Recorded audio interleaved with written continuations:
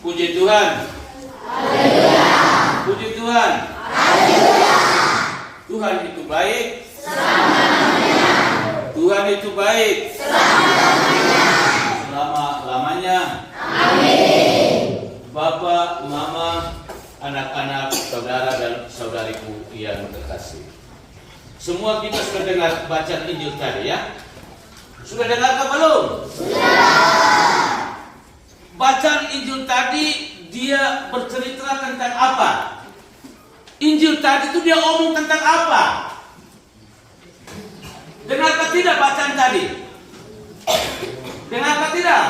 Nah, kalau dengar, sekarang saya tanya, Injil tadi dia omong tentang apa? Atau Injil tadi bercerita tentang apa? Yesus dimuliakan. Yesus dimuliakan. Yesus dimuliakan di mana? Gunung mana? Gunung Lokeu. Di atas Gunung Tabor. Baik. Siapa saja yang mengikuti Yesus dalam peristiwa kemuliaan di Gunung Tabor itu? Yesus pergi dengan siapa? Petrus, Yohanes, Yakobus, siapa lagi? Berapa orang yang mengikuti Yesus? Berapa? 12. Halo, berapa orang tadi yang ikut Yesus? Hah? Dengar. Berapa orang? 12. Mereka kemana? 12 orang tadi mereka pergi kemana? Kemana? Gunung di mana?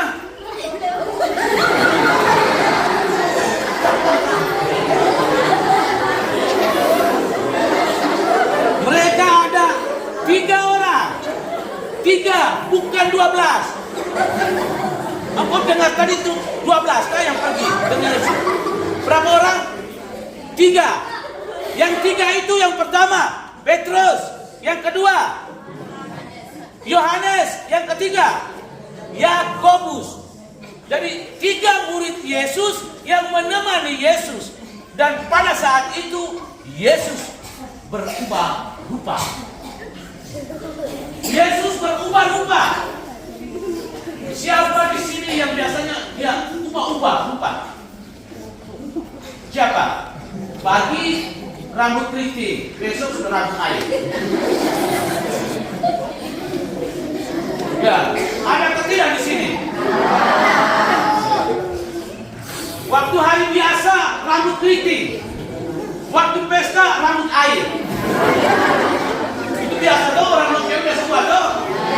Ya, itu juga satu perubahan. Dan itu peristiwa kemuliaan juga di atas Gunung Lokeu.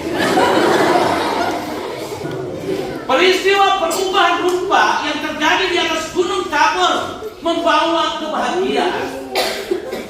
Petrus, Yakobus, dan Yohanes sungguh merasa bahagia dengan peristiwa yang terjadi di atas Gunung Tabor. Karena itu, rasa kegembiraannya ini Petrus menyampaikan kepada Yesus. Yesus, kalau engkau mau, saya bangunkan 3 kemah. 3 kemah. Yang pertama untuk siapa? Yang pertama untuk Yesus. Lalu yang kedua untuk siapa? Musa. Lalu yang ketiga untuk ketiga untuk siapa? Kuat. Elia. Bukan Eli. Elia.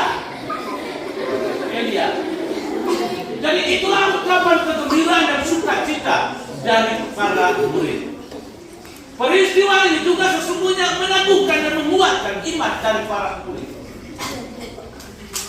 Ingat, peristiwa ini sesungguhnya mau menyadarkan kita, umat beriman, bahwa Tuhan selalu menampakkan dirinya kepada kita dalam setiap peristiwa hidup kita. Hanya terkadang kita bermasa bodoh, kita tidak peduli, kita terkadang tergoda begitu cepat, lalu mengingkari kehadiran Tuhan dalam peristiwa hidup kita. Waktu sakit, waktu susah, kita seakan-akan merasa bahwa Tuhan tidak hadir. Kita mengeluh dan mengeluh. Tetapi kalau saat kita berhasil, kita sukses, maka Tuhan itu tidak menjadi alasan untuk kita bisa mengeluh.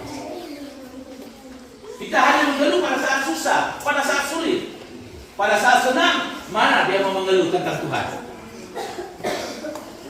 Yang ada dalam dirinya hanyalah sebuah kebanggaan, kesombongan, ingat diri sampai lupa Tuhan.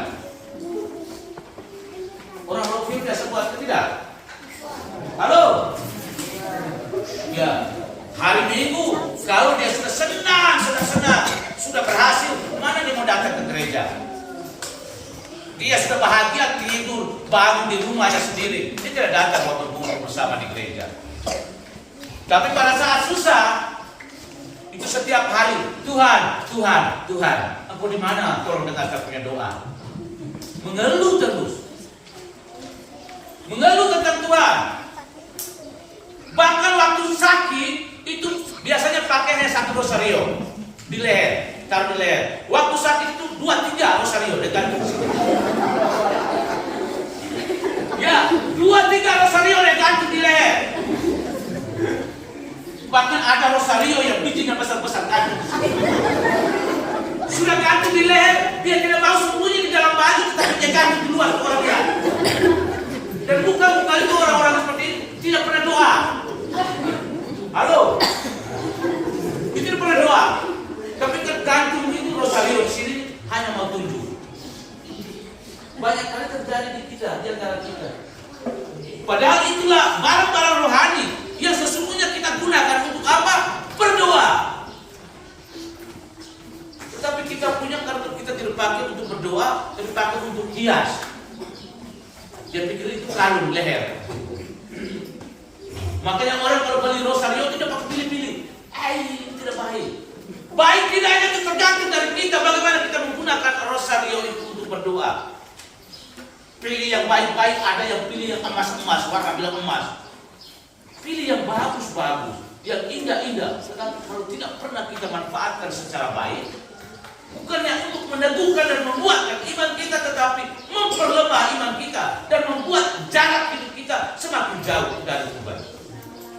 Dan ini perlu kita jaga, kita singkirkan. Kalau mentalitas hidup iman kita masih tetap seperti itu. Bapak, mama, saudara-saudari, anak-anak yang saya kasihi, peristiwa kemuliaan yang dialami oleh para murid dengan kebahagiaan yang begitu mendalam juga sesungguhnya harus kita alami dalam hidup kita setiap hari. Kita sesungguhnya harus selalu tetap diajak untuk berbahagia bersama Tuhan, karena keyakinan dan iman kita Tuhan selalu tetap menyertai kita. Dalam situasi apapun Tuhan selalu tetap ada tinggal bersama kita.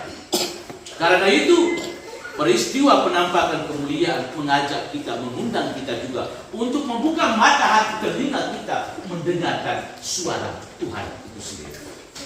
Inilah Dia yang kukasihi, dengarkanlah Dia. Inilah Dia yang kukasihi, dengarkanlah Dia. Tuhan mengajak kita untuk memberikan perhatian mendengarkan putranya yang Dia utus. Karena itu, Bapak, Mama, saudara-saudari, sabda Tuhan selalu kita dengar dan kita renungkan setiap hari Minggu.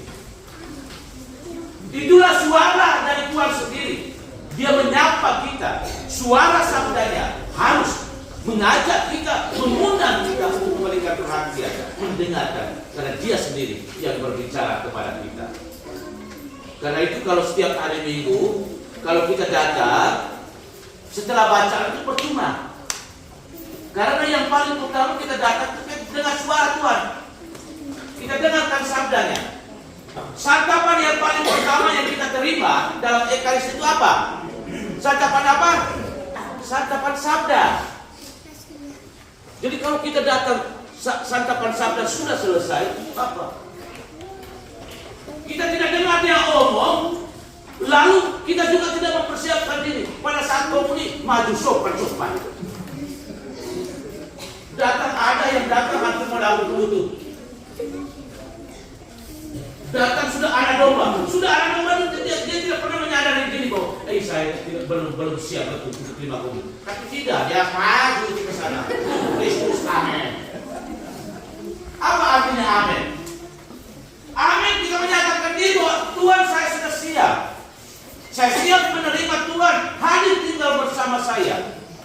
Mari Bapak, Mama, Saudara-saudariku yang terkasih, hari ini adalah hari khusus, Pesta.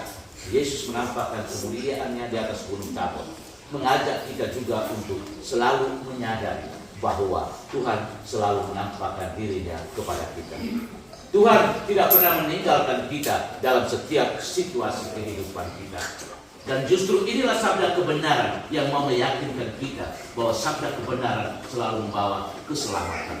Sabda kebenarannya selalu meneguhkan, menguatkan, dan menghibur kita. Karena itu, janganlah kita sia-siakan waktu kita untuk mendengarkan suara sabdanya.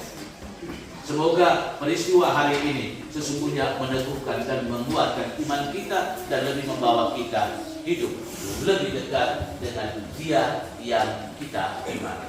Tuhan memberkati kita